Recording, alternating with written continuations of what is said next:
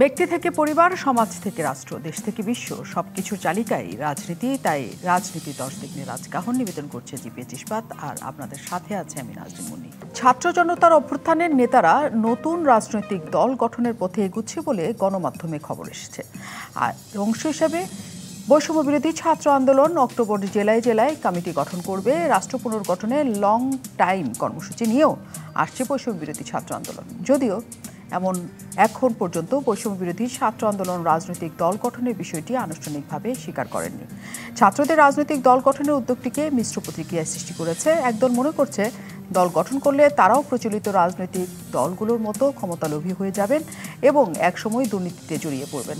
তাদের মতে ছাত্ররা প্রেশার গ্রুপ হিসাবে থাকাটাই ভালো। আবার কারো কারো মতে সমন্বয়কদের একটি রাজনৈতিক দল গঠন করা ছাড়া আর কোনো গত্যন্তর নেই, কারণ তারা এমন একটি রাজনৈতিক অবস্থানে পৌঁছে গেছেন যেখান থেকে বেরিয়ে আসা অনেকই কঠিন। আবার সমন্বয়কদের অনেকেই মনে করছেন যেহেতু সাধারণ মানুষের সাথে তাদের একটি যোগাযোগ তৈরি হয়েছে, সেটাকে কাজে লাগিয়ে দেশে একটি নতুন রাজনৈতিক শক্তির উত্থান ঘটানো সম্ভব। সত্যি কি নতুন দল গঠন করতে যাচ্ছেন সমন্বয়করা? ডক্টর মোহাম্মদ ইউনূস সরকার শেষে দ্রুততম সময়ে নির্বাচনের কথা বলেছেন, কিন্তু আগামীকাল থেকে কমিশনগুলোর কাজ শুরু করার কথা থাকলেও আজ জানানো হয়েছে সংস্কার বিষয়ে রাজনৈতিক দলগুলোর সাথে বসতে চায় তারা। আলোচনা দীর্ঘ হলে সংস্কার কাজ আসলে শুরু হবে কবে? অন্যদিকে ছাত্রদের নতুন রাজনৈতিক দল গঠনের বিষয়টিকে কিভাবে দেখছে অন্য রাজনৈতিক দলগুলো? এইসব নিয়ে আলোচনায় আজ রাজকাহন স্টুডিওতে আছেন বিএনপির যুগ্ম মহাসচিব সৈয়দ ইমরান সালে প্রিন্স, আছেন জাতীয় পার্টির অতিরিক্ত মহাসচিব ও সাবেক সংসদ সদস্য ব্যারিস্টার শামীম হায়দার পাটোয়ারি, এবং আমাদের সাথে আছেন বৈষম্য বিরোধী ছাত্র আন্দোলনের সমন্বয়ক মাহিন সরকার। দর্শক, আপনারা আছেন আমাদের সাথে এই আলোচনায় এবং আমরা সব কিছু নিয়ে একটু আলোচনা করতে চাই যে জনগণ চাইলে তখনই নির্বাচন হবে, জনগণের সময় অনুযায়ী। জনগণ কখন চাইছে সেই সময়টা আসলে কেমন করে নির্ধারিত হয় সেটিও আমাদের কাছে বড় প্রশ্ন। অনেক ধন্যবাদ দর্শক, আপনারা যারা আমাদের সাথে যুক্ত হয়েছেন এবং কৃতজ্ঞতা যারা অতিথিদের যারা আমাদের সাথে আছেন। ব্যারিস্টার শামীম হায়দার পাটোয়ারিকে দিয়ে শুরু করি। অনেক ধন্যবাদ, আপনি আমাদের সাথে যুক্ত আছেন। যে প্রসঙ্গটি আসলে আজকের আলোচনার একটা অন্যতম অংশ, সেটি হচ্ছে প্রেস সচিব বলেছেন, প্রধান উপদেষ্টার প্রেস সচিব বিকেলবেলা বলেছেন যে সংস্কার যে 6টি কমিশন আছে আগামীকাল থেকে তাদের কাজ করার কথা, কিন্তু কাজ করার আগে তারা রাজনৈতিক দলগুলোর সাথে বসতে চায়। প্রধানতম রাজনৈতিক দলগুলোর সাথেও যদি তারা বসতে চায়, আমরা জানি না যে সেই বৈঠকগুলি কেমন হবে বা কিভাবে হবে, তাহলে কি সংস্কার কার্যক্রম আরেক দফা পেছালো? এটা কি এর মাধ্যমে বোঝা যায় কিনা? না, এর আগে বলেছিল যে 90 দিন সময় দেওয়া হবে সংস্কার কমিশনগুলোকে। তো বলেছিলেন যে 90 দিনের মধ্যে সংস্কার কমিশনগুলো তারা রিপোর্ট দিলে তারপরে সরকার রাজনৈতিক দলগুলোর সাথে বসবে, যেটা আমার কাছে ভালো অ্যাপ্রোচ মনে হয়নি। কারণ আপনাকে রিপোর্ট করে ফেললে সেটা আসলে খুব একটা অ্যামেন্ড করার সুযোগ কম থাকে। কিন্তু এখন যেহেতু রাজনৈতিক দলগুলোর সাথে বসবে কমিটিগুলো, তার মানে রিপোর্টেই রাজনৈতিক দলের কিছু অংশ রিফ্লেক্ট হবে মতামতের, আর যেটা হবে না সেটা হয়তো সরকারের সাথে পরে আলাপ করে করা যাবে। এখন যেটি মূল দরকার সেটা হচ্ছে এই কমিশনগুলো ফাংশনিং করার জন্য। তবে কয়েকটি কমিশন হয়তো বা খুব বেশি কাজ করতে হবে না, কারণ যেমন নির্বাচন সংক্রান্ত বিষয়ে নির্বাচন কমিশন অলরেডি আছে। নির্বাচন কমিশনে অসংখ্য লোকজন আছে যারা 20 বছর, 30 বছর, 40 বছর নির্বাচন নিয়ে কাজ করেছেন। অনেকে সেখানে কাজ করার লোক রিটায়ার্ড আছে, তারা খুব দ্রুত একটা সাপোর্ট পাবে। দুর্নীতি দমন কমিশন, সেখানেও তো অলরেডি একটা কমিশন আছে, সেখানে কিছু পার্মানেন্ট স্টাফ আছে, কিছু ডেপুটেশন স্টাফ আছে, কিছু কমিশন সদস্য আছে। তো তারাও একটা রিপোর্ট দিতে পারে যে আমরা মনে করি এটার জন্য একটা প্রয়োজন। আর যেটা আছে মোস্ট ইম্পর্টেন্ট হচ্ছে জুডিশিয়ারি। এটা আমি মনে করি সবচেয়ে ইম্পর্টেন্ট, কারণ আমাদের দেশে বিগত 10-15 বছরে যেটা কনসিস্টেন্টলি আমি বলেছি যে একটা অর্গানকে সম্পূর্ণ ডিস্ট্রয় করে দেওয়া হয়েছে, সেটা জুডিশিয়ারি। অন্য অর্গানগুলোও ডিস্ট্রয় হয়েছে, কিন্তু সেগুলো রিভাইভ কুইক করা সম্ভব। জুডিশিয়ারি ডিস্ট্রয় হয়ে গেলে কুইক রিভাইভ করা সম্ভব না। এই জন্য জুডিশিয়ারিটার ব্যাপারে আমরা খুব তীক্ষ্ণ নজর রাখছি। আর হলো সংবিধানের ক্ষেত্রে একটা বড় ইস্যু আসবে ম্যান্ডেট। আপনি এই সরকার একটা সংবিধান ড্রাফট নিতে পারে, করতে পারে, কিন্তু পাস করবে কিভাবে, ইমপ্লিমেন্ট করবে কিভাবে? সংসদ তো নাই। সেক্ষেত্রে একটা গণভোট হতে পারে, রেফারেন্ডাম হতে পারে, অথবা হতে পারে সকল পলিটিক্যাল পার্টিগুলো একটা কনসেনসাসে আসবে যে যেই সামনে ইলেকশনে ক্ষমতায় যাবে তারা এই সংবিধানের অ্যামেন্ডমেন্ট। কিন্তু সেগুলো সংস্কারের ব্যাপারে তো হতেই পারে নানাভাবে, যে কোনোভাবেই হোক, আপনারা নিশ্চয়ই সেখানে কথা বলবেন। কিন্তু প্রশ্নটা হচ্ছে যে 6টি যে কমিশন গঠন করা হয়েছে আগামীকাল থেকে তাদের কাজ করার কথা, এর মধ্যে আমরা জানছি রাজনৈতিক দলগুলোর সাথে প্রধান উপদেষ্টা বসতে চান এইসব সংস্কার বিষয়ে আলোচনা করার জন্য। তার মানে কমিশনগুলো আরও পর থেকে শুরু করবে কাজ। না, সেমনটি আমরা এখন খুব একটা জানি না। আমার মনে হয় কমিশনগুলো কাজ করবে, রাজনৈতিক দলগুলো আলোচনা হবে, প্যারালাল চলবে। আচ্ছা, প্যারালাল রাজনৈতিক দলগুলোর সাথে এখন প্রধান আলোচনা হওয়া উচিত যে কতটুকু সময় তারা এই সরকারকে দিতে স্বেচ্ছায় রাজি, আলোচনার ভিত্তিতে। যেটা আমি বারবারই বলছি যে কনস্টিটিউশনে তো 3 মাস 6 মাসের একটা ম্যান্ডেটরি ম্যান্ডেট আছে, ম্যান্ডেটরি অব্লিগেশন আছে। 6 মাসের পরে ইলেকশন করার কোনো বিধান নাই দেশে। 6 মাস ইলেকশন পরে 6 মাসের বেশি সরকার কখনোই ইলেকশন ছাড়া থাকতে পারবে না, সংসদ ভেঙে দেওয়ার পরে। সংসদ ভেঙে না দিতেন তাহলে এক কথা ছিল, যদি সংসদ ভেঙে দেওয়া হচ্ছে 6 মাস। এখন সেক্ষেত্রে একটা এক্সেপশন আছে যে আর্টিকেল 105-এ সুপ্রিম কোর্ট একটা অপিনিয়ন দিতে পারে। তো সেই অপিনিয়নটাও তো দিবে লয়ের উপর, লয়ের ব্যাখ্যার উপর। যেখানে ল স্পষ্ট সেখানে তো অপিনিয়ন দেওয়াও বিব্রত করে। And that also we are dragging supreme court into politics. একটা সরকার থাকার জন্য সুপ্রিম কোর্টের অপিনিয়ন নিচ্ছে। সেক্ষেত্রে আমি তো মনে করি সকল রাজনৈতিক দলের সাথে একত্রে আলোচনা করে ডক্টর ইউনূস যদি দেখান যে ইকোনমিক ক্রাইসিসটা কেমন আছে, পলিটিক্যাল ক্রাইসিসটা কেমন আছে, ইকোনমিক ক্রাইসিস থেকে উত্তরণের জন্য তার কত সময় প্রয়োজন ধাপে ধাপে, এবং পলিটিক্যালি উনি কী করতে চাচ্ছেন তার মুখ থেকে একটা রোডম্যাপ পাওয়া গেলে তখন পলিটিক্যাল পার্টিগুলো আমার মনে হয় একটা আশ্বস্ত হবে এবং তারা একটি সময় এক্সটেনশন এই সরকারকে দিবে। আদারওয়াইজ যেটি হবে হ্যাপাজার্ড সংস্কার হবে, এগুলো তো পলিটিক্যাল পার্টিকে ওন করতে হবে, কারণ সংস্কারগুলো তো পলিটিক্যাল পার্টির জন্যই। নতুন দল হতে পারে, বাংলাদেশে গত 50 বছরে নতুন দল হয়েছে 50টা, সফল হয়েছে মাত্র 3টা 4টা 5টা, 45টা দলই কিন্তু ব্যর্থ হয়েছে, বা ন্যাশন ওয়াইড হয়নি, কান্ট্রি ওয়াইড হয়নি।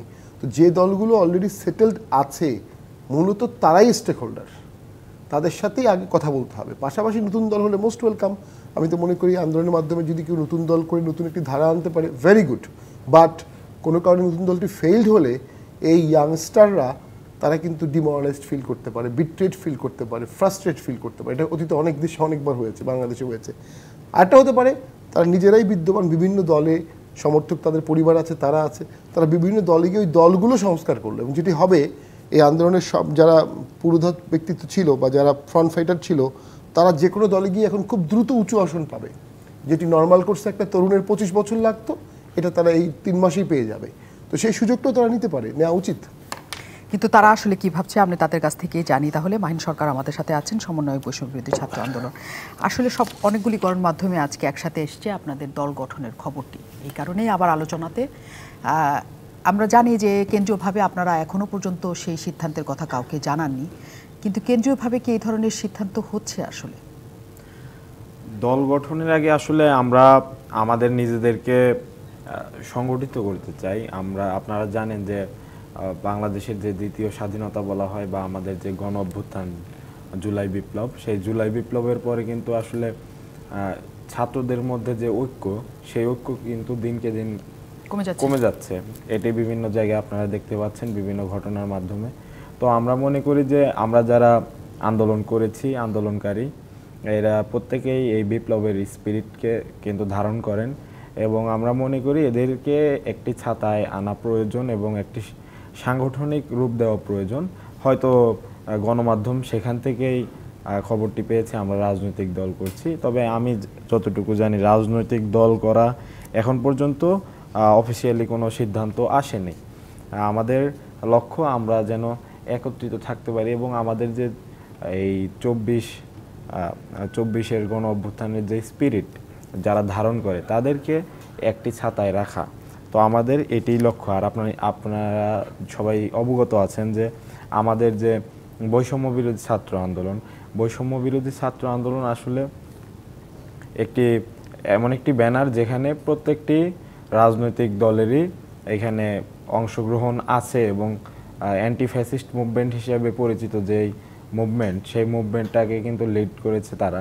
তো আমরা চাই এটা একটা সর্বদল সর্বমত নির্বিশেষে এই ব্যানারটি বজায় থাকুক এবং কিছু কিছু ক্ষেত্রে যেখানে আমাদের বিপ্লবের স্পিরিট আমরা যাকে বলি, সেই বিপ্লবের স্পিরিট যারা আমরা ধারণ করি তাদেরকে নিয়ে আমরা একটা সাংগঠনিক। কিন্তু জেলায় জেলায় আপনাদের যে ইয়াগুলি হচ্ছে, বৈঠকগুলি হচ্ছে, সভাগুলো হচ্ছে, আপনারা যে কমিটি গঠন করার চিন্তা করছেন, এগুলো তো সব রাজনৈতিক দলগুলো সাধারণত করে থাকে। তার মানে কি আপনাদের পরিকল্পনা ধীরে ধীরে ওদিকেই যাওয়া, নাকি মানে যারা এমনি সংগঠন হিসেবে থাকতে চায় তাদের কমিটি গঠন, বিভিন্ন সভা এসব করার কি আমরা দেখি না সাধারণত এরকম হয়? জেলায় জেলায় আমরা যাচ্ছি কারণ সেখানে সেখানকার যারা সাধারণ শিক্ষার্থী, সেখানকার যারা নাগরিক, তাদের আমরা মন্তব্যগুলো শুনতে চাচ্ছি, তারা আসলে কি ভাবছেন। কারণ বাংলাদেশ কিন্তু স্বাধীনতা 1971 সাল পরবর্তী সময়ে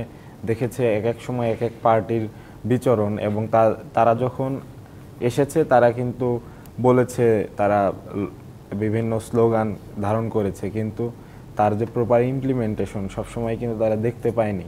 তো আমরা যারা তরুণরা আছি, বাংলাদেশের জনসাধারণ যদি মনে করে যে আসলে আমাদের একটি রাজনৈতিক দল দরকার বা একটা রাজনৈতিক প্ল্যাটফর্ম থাকা দরকার, সেক্ষেত্রে আমরা অবশ্যই বিবেচনায় নেব। সেক্ষেত্রে অবশ্যই আমরা যারা তরুণ আন্দোলনকারী যারা আছে তাদের মতামতকে অগ্রাধিকার দেওয়ার জন্যই আমরা মূলত এই জেলায় জেলায় গিয়েছি এবং তৃণমূলের মানুষের মুখ থেকে কথাগুলো শুনেছি।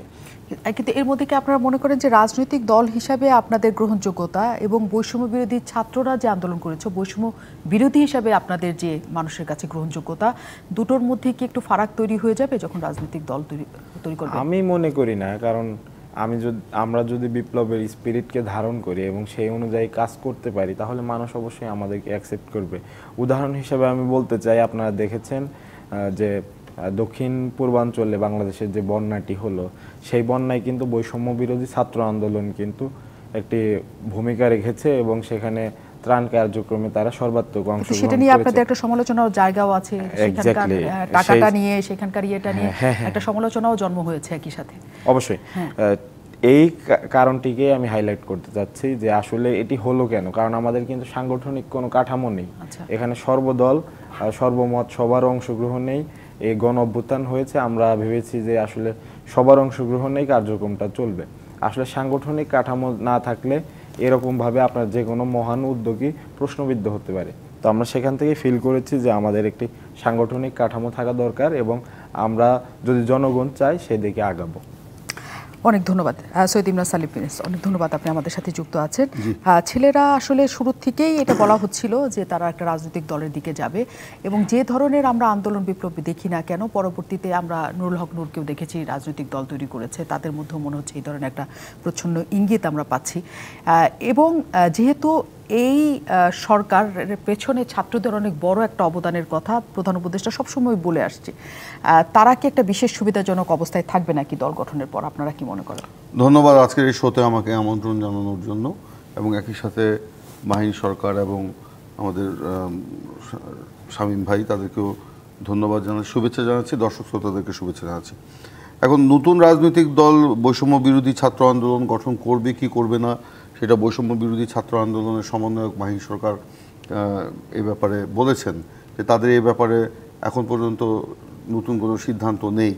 তারপরেও এটা একটা গসিপ, একটা আলোচনা আছে যে তারা একটা দল গঠন করতে যাচ্ছে। তো আমরা বিএনপি, আমরা শত ফুলকে ফুটতে দেওয়ার নীতিতে বিশ্বাসী। আমাদের নেতা শহীদ প্রেসিডেন্ট জিয়াউর রহমান বহুদলীয় গণতন্ত্রে বিশ্বাস করতেন এবং তার হাত ধরেই কিন্তু বাংলাদেশে বহুদলীয় রাজনীতি, বহুমতের রাজনীতি পুনঃপ্রতিষ্ঠিত হয়েছিল।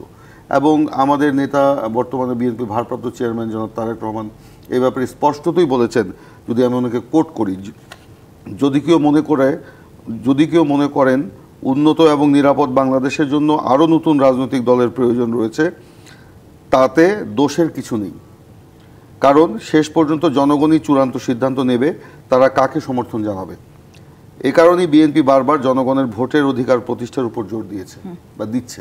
তো আমরা যদি বৈষম্য বিরোধী ছাত্র আন্দোলন বা অন্য কেউ যদি নতুন কোনো রাজনৈতিক দল গঠন করতে চায় দেশের প্রয়োজনে, দেশের কল্যাণে এবং দেশকে রক্ষা করার জন্য, গণতন্ত্র প্রতিষ্ঠার জন্য, আমরা তাদেরকে স্বাগত জানাবো। আর আপনি যে প্রশ্নটি করেছেন যে এরা তাহলে আপনার মানে সরকারের কোনো আনুকূল্য পাবে কিনা, এইটা এখন একটা বিষয় যে সরকারের যদি আনুকূল্য পায় তাহলে আপনার একটা ভিন্ন বিষয় হিসাবে দাঁড়াবে। তো আমরা মনে করি যে যারা বৈষম্য বিরোধী এই ছাত্র আন্দোলন করেছেন তারা গণতন্ত্রের প্রশ্নে, নীতির প্রশ্নে, আদর্শের প্রশ্নে এবং তারা রাজনীতির প্রশ্নে এমন একটা অবস্থানে আছেন, এমন কোনো কাজ করবেন না যেখানে নতুন করে বিতর্কের সৃষ্টি হয়।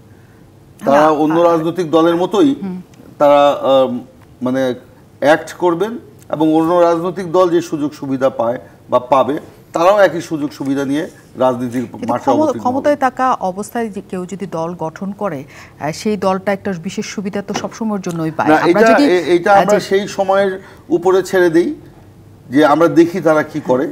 আগেই যদি আমরা অ্যাডভান্স অনেক আলোচনা করাটা এর জন্য না দরকার, এই কারণে যে পরবর্তী দেশ যেহেতু একটা নির্বাচনের দিকে এগোচ্ছে, যে কোনো অসন্তুষ্টি সেটাকে এক ধরনের প্রতিবন্ধকতা তৈরি করতে পারে। সকল রাজনৈতিক দলই সমস্ত কিছুতে স্বাগত জানাবে বা সমালোচনা করবে, সেটা যদি আগে থেকে জানা যায় তাহলে পরবর্তীতে সেই একটা অস্থিরতা এড়ানো যায়। না, ওনারা কিন্তু এখনো বলছেন না রাজনৈতিক দল করবেন কি করবেন না। আমরা অ্যাডভান্স ওনাদেরকে ওয়েলকাম করে রেখেছি। তো এখন ওনারা যদি রাজনৈতিক দল করেন এবং সেখানে যদি সরকারের একটা আনুকূল্য থাকে তাহলে পরিস্থিতি হবে একরকম। আবার যদি অন্যরকম সকল রাজনৈতিক দলের মতো ওনারা যদি কাজ করেন তাহলে আরেক রকম হবে, একসাথে কাজ করবে। আমি মনে করি দিন শেষে রাজনীতির বাইরে আসলে বাংলাদেশে কিছু নাই, রাজনীতিতেই ফিরে আসতে হবে।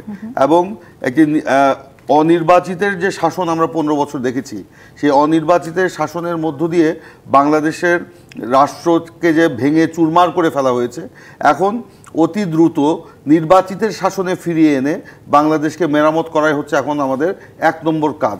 এখন আপনি প্রশ্ন করতে পারেন যে তাহলে সংস্কারের কি হবে? অবশ্যই সংস্কারের প্রয়োজন রয়েছে এবং সেই সংস্কারগুলো আপনি একটু আগে বললেন যে লং টাইম একটা ব্যাপার হয় কিনা সংস্কার নিয়ে। তো আমরা মনে করি না যে লং টাইম এখানে লাগবে, এবং লং টাইমে যদি সংস্কার এই অন্তর্বর্তীকালীন সরকার করতে চায় তাহলে হয়তো হোঁচট খাওয়ার একটা সম্ভাবনা থাকবে। সেই জন্য আমরা বলছি যে সংস্কারের প্রয়োজন আছে, এবং এই সংস্কারের সাথে আমরা প্রথম থেকেই বলছি রাজনৈতিক দলগুলোকে সম্পৃক্ত করতে হবে, যেটা আজকে এতদিন পরে উপদেষ্টা পরিষদ সিদ্ধান্ত নিয়েছে যে এই সংস্কার গুলো প্রণয়ন করার আগে তারা রাজনৈতিক দলগুলোর সাথে বসবে। এই সিদ্ধান্তটা যদি আরও 1 মাস আগে হতো তাহলে কিন্তু অনেক কাজ এগিয়ে যেতে পারতো। আমাদের হাতে সময় নাই। কেন সময় নেই আমি বলছি, আজকে দেখেন ষড়যন্ত্র কিন্তু পদে পদে আসছে। আপনার দেশের বাইরে এবং দেশের ভিতরে এই অন্তর্বর্তীকালীন সরকারকে অস্থিতিশীল করার জন্য, দেশের রাজনৈতিক পরিবেশকে নষ্ট করার জন্য আপনার কিন্তু অনেক রকমের ষড়যন্ত্র আছে। এই ষড়যন্ত্রকে মোকাবেলা করতে গেলে আমাদেরকে অবশ্যই আমাদের এই ষড়যন্ত্র আসলে কারা করছে? আপনি বলছেন দেশে এবং দেশের বাইরে, আমি প্রশ্নটা রেখে যাই, কারা করছে? যদি আওয়ামী লীগের কথা বলে থাকেন, পুরো দেশ জুড়ে সবাই এক পক্ষ, আওয়ামী লীগকে যদি আমরা আলাদা পক্ষ দেখি, পুরো দেশের ব্যবস্থাপনা তার মানে এই জায়গায় আছে যে আওয়ামী লীগকে কি আটকানো যাচ্ছে না কিনা আমি প্রশ্নের উত্তর নিতে আসবো, কারণ নানা জায়গায় নানা অস্থিরতার খবর আমরা পাচ্ছি। বিরতিতে যাওয়ার আগে আমরা বলছিলাম যে নানা জায়গায় যত অস্থিরতা তৈরি হচ্ছে তাতে আসলে প্রতিপক্ষ শত্রুকে সেই প্রশ্নটা সামনে চলে এসছে। এবং আমাদের সাথে ব্যারিস্টার শামীম হায়দার পাটোয়ারি আছেন, তার কাছে আমরা জানতে পারি যে আজকে একজন নিহত হয়েছে। পোশাক খাতের অস্থিরতা দীর্ঘদিন চলছে, কোনো রকম সমাধান হচ্ছে না। আজকে বয়স বৃদ্ধির কারণে সেখানে সাউন্ড গ্রেনেড পর্যন্ত নিক্ষেপ করা হয়েছে। নানা জায়গায় নানা মবের কথা এখনও পর্যন্ত চলছে। সুস্থির যাকে বলে অবস্থা এমন না। প্রতিপক্ষ আসলে কি? সরকার নিয়ন্ত্রণ রাখতে পারছে না। প্রতিপক্ষ এখানে যেটাই অব্যবস্থাপনা সেটাই প্রতিপক্ষ অটোমেটিক হয়ে যাবে। ঢাকার ট্রাফিকে আগের থেকে সময় বেশি লাগছে, ঢাকার 1 কোটি মানুষ প্রতিদিন ডিস্টার্ব হচ্ছে, পিস্টপ হচ্ছে, তারা এক পর্যায়ে প্রতিপক্ষ হয়ে যাবে। ষড়যন্ত্র তো থাকবেই, ষড়যন্ত্র সবসময়ই ছিল, সব আমলেই ছিল, সবসময়ই ছিল। যারা একটু ভালো চালিয়েছে তারা এসব ষড়যন্ত্র ওভারকাম করেই চালিয়েছে। আরেকটি জিনিস আমি মনে করি যে ছাত্ররা আন্দোলন করেছে, তাদের এখন একটা রুলস অফ নন এঙ্গেজমেন্ট ব্যবহার করা উচিত। অর্থাৎ তারা আর এসবে বেশি ইনভলভ হবে না, ক্লাসরুমে ফিরে যাবে। তাদের এই অসাধারণ বৈপ্লবিক স্মৃতি, অসাধারণ সাহস, ভ্যালোর, কারেজ, এটা তাদের একটা অসাধারণ মধুর স্মৃতি, এবং এটাকে স্টোর করে রাখবে। নেক্সট ন্যাশনাল ক্রাইসিসের জন্য তারা আবার এগিয়ে আসবে। তারা যদি এখন ত্রাণ, ডিসিশন মেকিং, উপদেষ্টা এইসব বিষয়ে ইনভলভ হয়ে যায়, তারা বায়াস হয়ে যাবে, একটা পক্ষ নিয়ে নেবে, স্বাভাবিক। যখন তারা একটা পক্ষ নেবে, এই ন্যাশনাল হিরোরা বাকি পক্ষের কাছে একটা সময় অবিশ্বাসী, ঘৃণিত, অপছন্দের হয়ে যাবে। আমরা চাই না এই ন্যাশনাল হিরোরা কোনো একটি পক্ষের কাছে অপছন্দের হোক, আমরা চাই সকল দলের কাছেই তারা পছন্দের হোক। যখন তারা একটা দল হয়ে যাবে, এই সময় দলটা হতেই পারে, এবং বাংলাদেশে কোনো দলই তো সরকারের প্যাট্রন ছাড়া অথবা কিংস পার্টি ছাড়া হয়নি। আপনি জিয়া রহমান বিএনপি বলেন আর জাতীয় পার্টি বলেন, সরকারি প্যাট্রনেই হয়েছে। এখন যে গভর্নমেন্টে নিরপেক্ষ সরকার, সেটি একটি নতুন দলকে কীভাবে প্যাট্রন করবে, এটি একটি ইস্যু আছে। দেন আমি যেটা মনে করি, যেটি এখন দরকার ছাত্রদের, কিছুদিনের জন্য সেইং নাথিং ডুইং নাথিং, এটা একটা ওয়ান্ডারফুল টেকনিক। চুপচাপ নিজেদের অভিজ্ঞতাটা আরো সঞ্চয় করা। দেশের যে অবস্থা তাতে তাদের চুপ থাকার কোনো সুযোগ আছে? কারণ তারা তো নেমেছিল একই ধরনের ইয়েতে, যে দেশের একটা পরিবর্তন সংস্কার পর্যন্ত তারা দেখতে চান। সেটা তো অনেক পরে আসছে। তারা তো নতুন দল করার জন্য আন্দোলন করেনি, অন্তর্বর্তী সরকারকে সহযোগিতা করার জন্য আন্দোলন করেনি, অন্তর্বর্তী সরকারকে টিকিয়ে রাখার জন্য আন্দোলন করেনি। তাদের আন্দোলনটা ছিল বৈষম্যের বিরুদ্ধে, এবং এক পর্যায়ে প্লেন অ্যান্ড সিম্পল ছাত্র মারা হয়েছে, সো শেখ হাসিনাকে পতন করতে হবে এক দফাতে। বাকি জিনিসটা তো অনেকের হাতে। হ্যাঁ, তারা ওয়াচডগ হিসেবে কাজ করবে, এবং যেই দেশ চালাবে তার কিন্তু মাথায় নেক্সট 50 বছর থাকবে যে এরকম একটি আন্দোলন বাংলাদেশে হয়েছিল, আবার হতে পারে। অর্থাৎ টাইরান্ট হওয়া যাবে না, স্বৈরাচার হওয়া যাবে না, মানুষ মারা যাবে না, ব্যাংক লুট করা যাবে না। নাও এখন যেটি হচ্ছে, দেশ চালানোর ক্ষেত্রে আমরা একটি সলিড প্রফেশনালিজমের অভাব দেখছি, এবং আমি খুব বিনয়ের সাথেই বলবো 50 দিন প্রায় হয়ে গেল। এর মধ্যে বাংলাদেশের অ্যাচিভমেন্ট একটাই, জো বাইডেন ইউনূস সাহেবকে ধরে একটি কপালে চুমু দিয়েছেন, যেটি আমাদের জন্য খুব উঁচু মর্যাদার। কিন্তু আমার দেশের কৃষক, আমার দেশের ট্রাফিক, আমার দেশের অটোওয়ালা, এদের এখানে কি আমাদের জব ক্রিয়েশন না, সেটা উঁচু মর্যাদার। আমরা তো শেখ হাসিনাকেও দেখেছি খুবই হাস্যোজ্জ্বল ছবি জো বাইডেনের সাথে। সেটা কি পরে আমাদের কোনো কিছু এনে দিয়েছিল? না, মানে শেখ হাসিনার ছবি আর ডক্টর ইউনূসের ছবি ডিফারেন্ট হবে, কারণ ডক্টর ইউনূসের তাদের একটা লং পার্সোনাল ফ্রেন্ডশিপ আছে অনেক দিন ধরে। সেটাকে এখন ম্যাটেরিয়ালাইজড করা, কমার্শিয়ালি এটাকে কনভার্ট করা, ইনভেস্টমেন্ট নিয়ে আসা, জিএসপি সুবিধা নিয়ে আসা, আমাদের ওখানে ট্যাক্স কমিয়ে দেওয়া। আমাদের দেশে আমি আজকেও বলছিলাম, যদি 1 কোটি লোক পভার্টি লেভেলের নিচে নামে, অন্তত 1 লক্ষ লোক ক্রাইমে যাবে। 1 লক্ষ লোককে ক্রাইমে গেলে আপনাকে আরও 1 লক্ষ পুলিশ বাড়াতে হবে। সেখানে আপনি 1 লক্ষ পুলিশ বর্তমানে কম আছে, এবং যারাও আছে তারাও রিস্ক নিতে সাহস পাচ্ছে না, তারা লাঠিচার্জ করতে সাহস পাচ্ছে, কারণ এই রিস্ক আর কেউ নেবে নিশ্চয়ই। কিন্তু সেই সম্পর্কটা যদি প্রধান উপদেষ্টার জন্য হয়ে থাকে, সম্পর্কটা অনেক দূর এগিয়ে থাকে এবং টানাপোড়েনটা যদি কমে থাকে, তার মানে প্রধান উপদেষ্টা ডক্টর মোহাম্মদ ইউনূস এবং তার সরকার যতদিন থাকবে ততদিন পর্যন্ত এটা থাকবে, নাকি এটা আসলে পরবর্তীতে নিয়ে আসা যাবে আরো? আমি আমার ব্যক্তিগত অভিমত, ডক্টর ইউনূস থাকা অবস্থায় এটা যে উচ্চতায় থাকবে, ডক্টর ইউনূসের স্যাটারের তো আর কেউ দেখি না যিনি এই উচ্চতায় নিতে পারবে। তার মানে তখন আবারও শেষ করে দিচ্ছি, অবশ্যই আমেরিকাকে আমাদের আদি অকৃত্রিম বন্ধু, কনসিস্টেন্ট, কিন্তু বাংলাদেশ ইস্যুতে যেন রাশিয়া, চায়না, ইন্ডিয়া কোনো একটি পোলারাইজেশন করতে না পারে, এটা কিন্তু আমাদের দেখতে হবে। আমরা কিন্তু আমেরিকায় না, আমরা কিন্তু এশিয়ায়। আমাদের প্রতিবেশী কিন্তু এপাশে চায়না, এপাশে ইন্ডিয়া, এপাশে মায়ানমার, এবং যুদ্ধ হলে বোমটা পড়বে আমাদের জমিতে, আমাদের ল্যান্ড স্টেক পড়বে, আমাদের জনগণের ক্ষতি হবে। তো এই এলাকায় যেন কোনো যুদ্ধ না হয়, মিনি কোল্ড ওয়ার না হয়, মিনি ওয়ার্ল্ড ওয়ার না হয়, পোলারাইজেশন না হয়, এটা আমাদেরকে দেখতে হবে।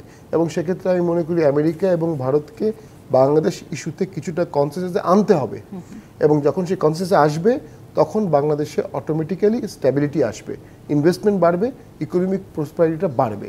এবং ইকোনমিক প্রসপারিটি ছাড়া, স্ট্যাবিলিটি ছাড়া ডক্টর ইউনূস তার ক্যারিশমা দেখাতে পারবেন না। স্ট্যাবিলিটি না থাকলে, আপনি দেখেন আমেরিকা প্রচুর এইডের কিন্তু প্রমিস করেছে, কিন্তু এইডগুলো কিন্তু এখনও পাইপলাইনে খুব কাছাকাছি আনেনি, কারণ স্ট্যাবিলিটি লাগবে। যে কোনো এইড, যে কোনো লোন স্ট্যাবিলিটি ছাড়া হবে না। তো সেই স্ট্যাবিলিটির জন্য আমাদেরকে যা দরকার, দেশের স্বার্থে, দেশের স্বাধীনতা, সার্বভৌমত্ব বজায় রেখে, ছোট্ট একটি ল্যান্ড, দাঙ্গা হাঙ্গামা হলে আমাদের লোকজন যাবে কোথায়, বন্যা হলে যাবে কোথায়? তো আমি যেটা অনুভব করছি, যে কোনো মূল্যে দেশের স্বার্থে কী প্রয়োজন এটা ঠিক করতে হবে। অ্যান্ড চিপ, সস্তা পাবলিক ইমোশন দিয়ে দেশ চালানো যাবে না। ডেমোক্রেসির সমস্যাই হচ্ছে ডেমোক্রেসি সস্তা জনপ্রিয়তায় চলে। আমাদের দেশের স্বার্থে কী দরকার, বিশেষজ্ঞদের সাথে বসে, রাজনৈতিক দলের সাথে বসে একটা 50 বছরের পলিসি করে ফেলা দরকার, এবং কনসিস্টেন্টলি ওই পলিসি চলবে।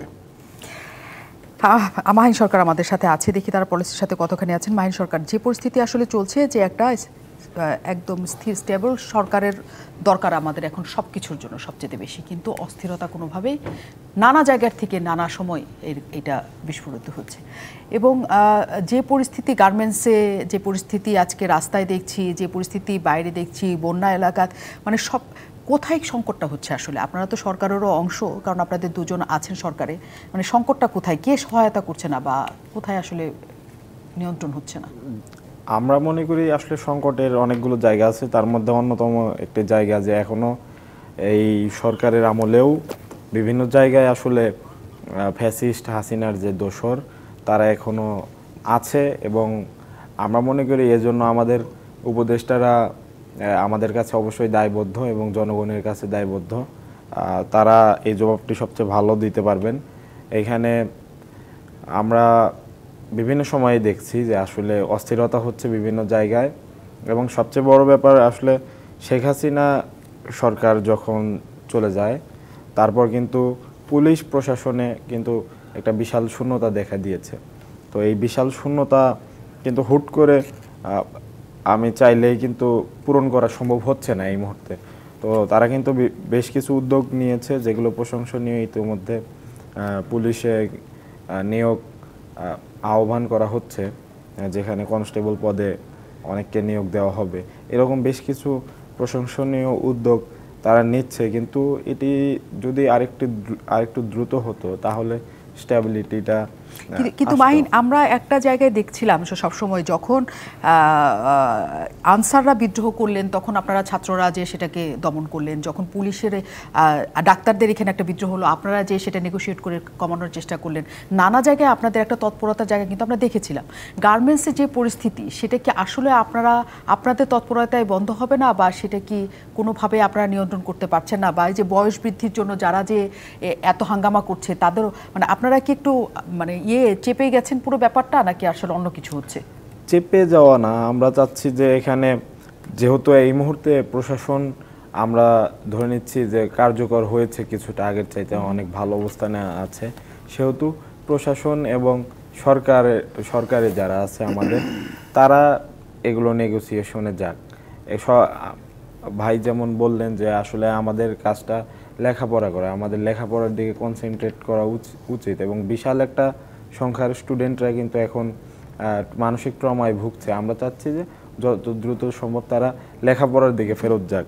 তো এই কারণে আমরা যতটুকু সম্ভব এটি প্রশাসনের হাতে এবং বাংলাদেশ সরকারের হাতে এটি আমরা ন্যস্ত করতে চাচ্ছি। এই কারণে সেটা হতে পারে, তবে আমরা মনে করি আমাদের দায়বদ্ধতার জায়গা আছে, এবং আমরা সবসময় অনুভব করি, কারণ আমরা সামনে ছিলাম এবং অসংখ্য মানুষ তাদের এই যৌক্তিক যে দাবি দেওয়া সেই আপনাদের উপর তারা আস্থা রেখেছে যে হ্যাঁ দেশটার একটা ভালো জায়গায় তারা দেখতে চান।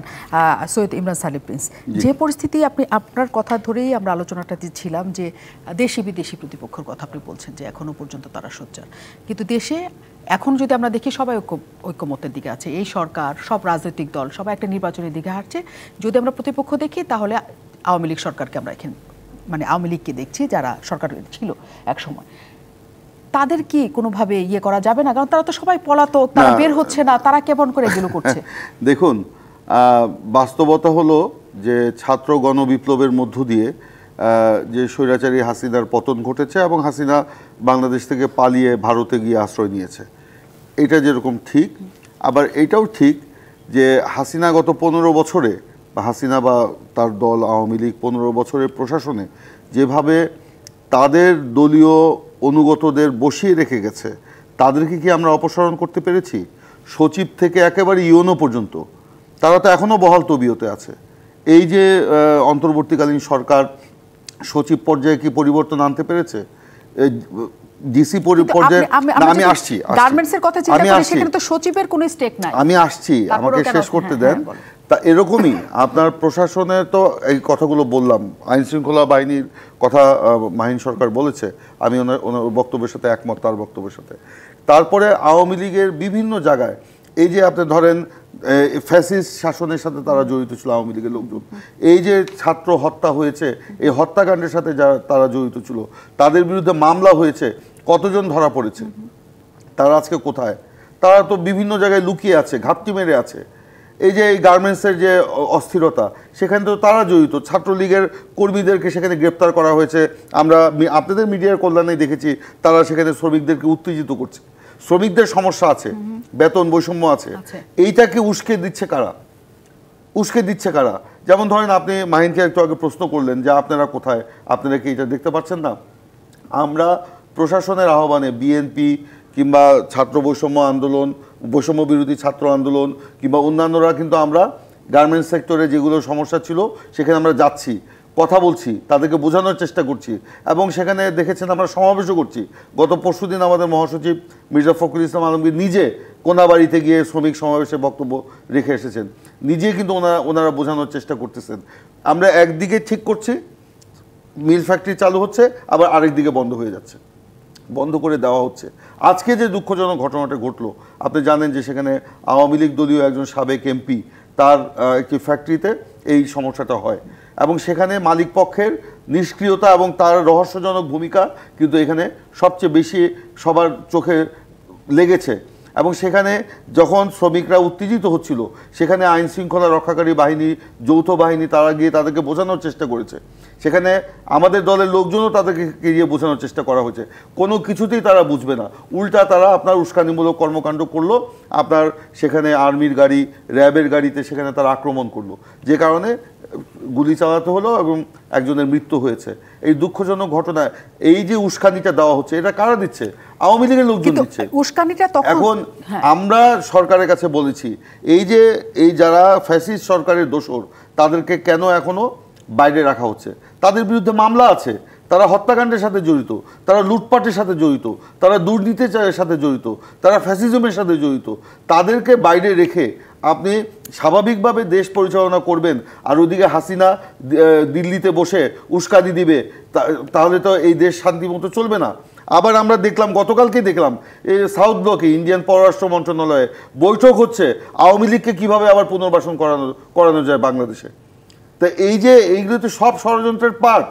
ইন্ডিয়ান পররাষ্ট্র মন্ত্রণালয়ের কাজ বাংলাদেশে আওয়ামী লীগকে কীভাবে পুনর্বাসন করানো যায়, কীভাবে হাসিনাকে পুনঃপ্রতিষ্ঠা করা যায়, এটা কি তাদের কাজ? নিশ্চয়ই না। তাহলে এই যে ষড়যন্ত্র, এই ষড়যন্ত্রের অংশই তো এগুলো।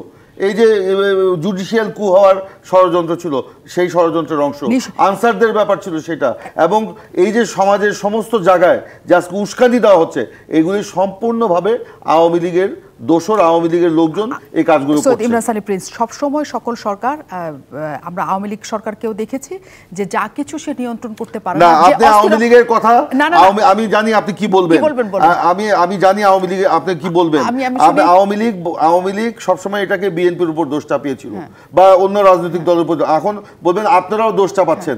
আওয়ামী লীগের দোষ চাপানোর সাথে আমাদের দোষ চাপানোর কিন্তু কোনো মিল নাই।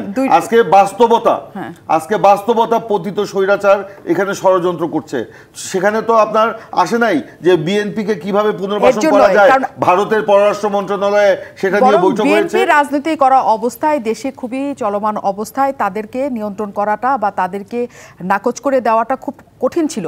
কিন্তু আওয়ামী লীগ যে পরিস্থিতিতে এখন আছে, পলাতক অবস্থায়, সবাই দৌড়ের উপরে যাকে বলা হয়, আচ্ছা, এই প্রশাসনের কথা আপনি বলছেন, একজনকে কি গ্রেফতার করেছে? নিশ্চয়ই, কিন্তু সেটা সেই কার্যক্রমও এই সরকারের উপর এবং রাজনৈতিক দলগুলোর উপর এই আস্থা ফিরে নেওয়ার দায়িত্ব একই সাথে যারা এখন আছে তাদের সবাই কেমন করে করবে সেদিকে তো জনগণ তাকিয়ে থাকবে। আমরা বিরতির পর ফিরবো।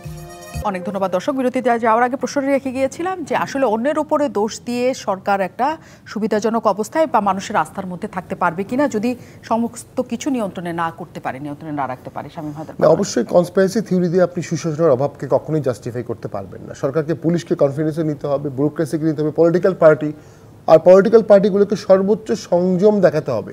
যে সুযোগটি বাংলাদেশে তৈরি হয়েছে, এই সুযোগটি যদি আমরা কাজে লাগাতে না পারি, আমরা আরও 100 বছর এই সুযোগ পাবো বলে আমার মনে হয় না।